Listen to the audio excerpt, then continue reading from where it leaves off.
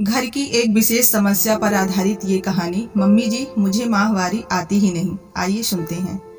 BTech, MTech और MBA की डिग्रीधारी कनिका की शादी आर्यन के साथ तय हो गई। आर्यन कनिका के साथ उसकी कंपनी में ही काम करता था। कनिका उससे एक पोस्ट सीनियर थी और उसकी तनख्वाह भी आर्यन से ज्यादा थी। लेकिन जब आर्यन ने उसे प्रपोज किया तो वो मना नहीं कर पाई। देखने में धीर गंभीर हैंडसम सा आर्यन उसे बहुत अच्छा लगता था। धीरे धीरे दोनों में प्यार हो गया और अंततः दोनों ने शादी कर ली। असली बखेड़ा खड़ा हुआ शादी करने के बाद। आर्यन के घर में केवल उसकी माँ और पिता रहते थे। एक बहन भी थी, लेकिन उसकी शादी हो चुकी थी। शादी के पहले दिन ही आर्यन की माँ ने कनिका को समझाना शुरू कर दिया। देखो बेटा, जब भी तुम्हारी माहवारी आएगी तो तुम मुझे बता देना। हमारे यहाँ माहवारी में औरतों का चेहरा नहीं देखा जाता। जितने दिन भी तुम्हें माहवारी रहेगी, तुम्हें अलग कमरे में अलग बिस्तर पर सोना होगा। वहीं पर तुम्हें तुम्हारा खाना दे दिया जाएगा। कनिका द्वारा इसका कारण पूछने पर उसकी सास ने समझाया, माहवारी में औरतें अशुद्ध हो जाती हैं, इसलिए उनकी छाया भी लगने से पुरुषों को पाप पड़ता है।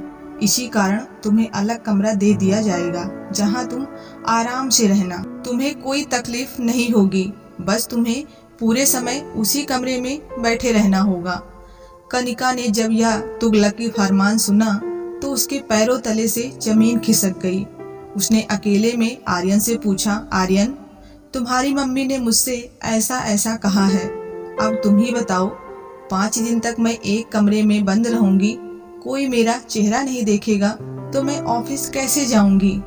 आर्यन ने सीधा सीधा पल्ला झाड़ लिया। उसने कहा, कनिका, ये सब औरतों की बातों में मुझे मत घसीटो। यहाँ पर ऐसा ही होता रहा है। दीदी थी तो वो भी महीने में कुछ दिनों तक कमरे में बंद रहती थी, लेकिन तुम्हारा जैसा मन करता है तुम वैसे मैनेज करना। मैं तुम्हारे और मम्मी के बीच में कुछ नहीं बोल सकता। खैर, शादी के 4 दिन बाद ही दोनों 10 दिन के लिए हनीमून पर चले गए। लौट के आने पर 1 हफ्ते बाद ही कनिका और आर्यन ने वापस ऑफिस ज्वाइन कर लिया। शादी के बाद 2 महीने बीत चुके थे, लेकिन कनिका ने एक बार भी अपनी सास को ये नहीं बताया था कि उसे माहवारी आई है। अब कनिका की सास ने उसे बुलाया और पूछा कि क्यों बहू, 2 महीने बीत गए, तुमने बताया नहीं कि तुम्हें माहवारी कब आई? तुमसे कहा था ना कि मुझे बता देना, जिससे तुम्हारा कमरा अलग कर दूं। कनिका ने धीरे से मुस्कुराते हुए जवाब दिया, ऐसा है ना माँ जी, मुझे माहवारी आती ही नहीं। कनिका की सास को काटो तो खून नहीं। बोली, हे भगवान, क्या कह रही हो, तुम्हें माहवारी नहीं आती? वह इसके बाद गला फाड़ फाड़ के चिल्लाने लगी, अरे आर्यन, देख तेरे साथ कैसा धोखा हो गया, बांझ औरत तेरे गले बांध दी गई।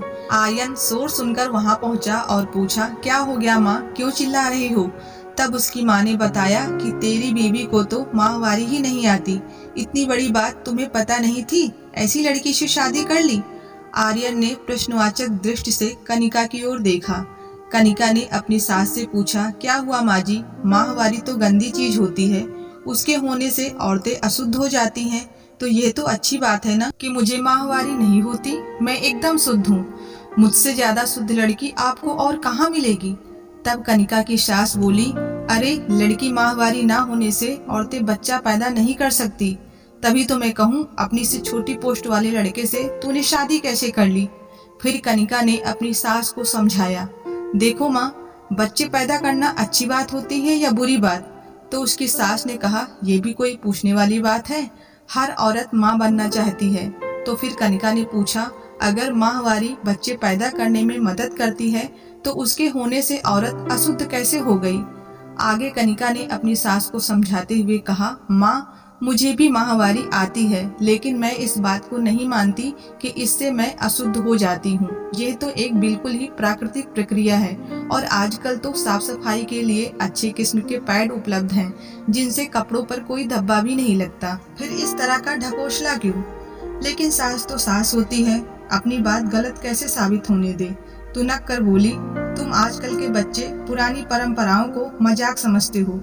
अरे तुम्हारे भले के लिए ही तो कही थी कि अलग रहना। तुमको 5 दिन आराम रहता, कोई काम न करना पड़ता।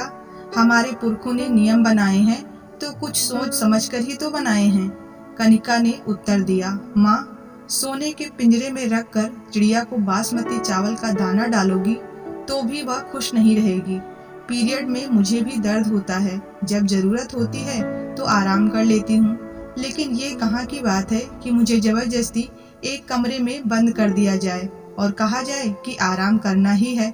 अगर मुझे जरूरत लगेगी तो मैं खुद कहूँगी कि मुझसे काम नहीं हो रहा है, मुझे आराम करने दीजिए। बस रीति रिवाजों के नाम पर ऊल जलूल कानून मुझ पर ना ला दिए। अब कनिका की सास ने अपना आखिरी पैतरा चला और आर्यन की ओर आंखों में आंसू भर के बोली, देख ले बेटा, ये कल की छोकरी मेरे साथ कैसे कैसे मजाक कर रही है। क्या इसीलिए मैंने तेरे प्रेम विवाह पर स्वीकृति दी थी? आर्यन के कुछ बोलने से पहले ही कनिका ने कहा, माँ जी, आर्यन इस बारे में नहीं बोलेंगे क्योंकि वो कह चुके हैं कि औरतों के पचड़े में नहीं फंसने वाले। क्यों आर्यन, मैं सही कह रही हूँ ना? ऐसा कहकर कनिका अपने कमरे की ओर चली गई। अभी उसे बहुत सारे असाइनमेंट पूरे करने थे। आर्यन और उसकी माँ अब एक दूसरे का मुंह देखने लगे क्योंकि अब उनके पास बोलने के लिए कुछ नहीं था। बस इतनी सी कहानी थी। पसंद आई हो तो प्लीज़ वीडियो को लाइक और चैनल को सब्सक्राइब करना ना भूलें। मिलते हैं नई कहानी के साथ, तब तक के लिए धन्यवाद।